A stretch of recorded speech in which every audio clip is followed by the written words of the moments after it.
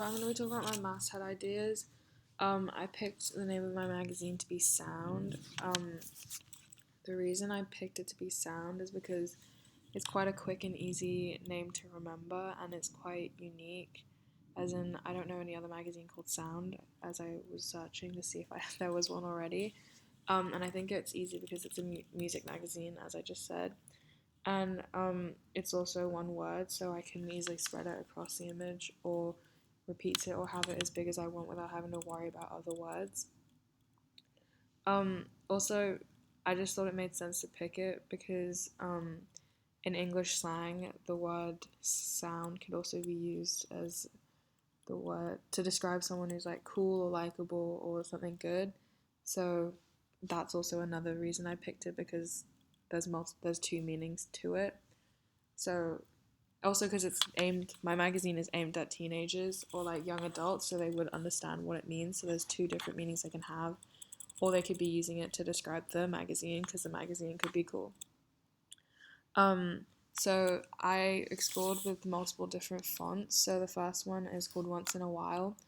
I like this because it's not too bold or too proper, but it's also quite unique because the way it's done, it's a bit messy and the letters are outlined and not filled in.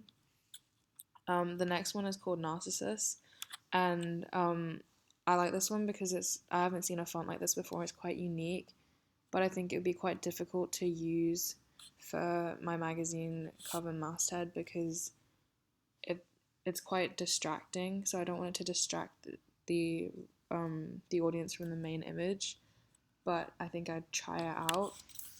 And then the third and the fourth one are the same font, but they're just different.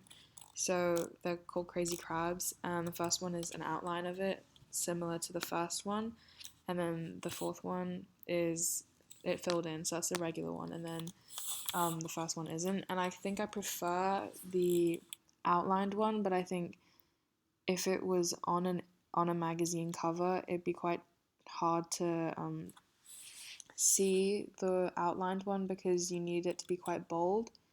So the Crazy Crabs regular one is easier because it's a bold one, and I like it because it's not just a straight font. Like there's a little bit of like unevenness between the word, and I think that adds like a bit of a wave, which I think is unique and eye catching, and it could also look very sick with an image.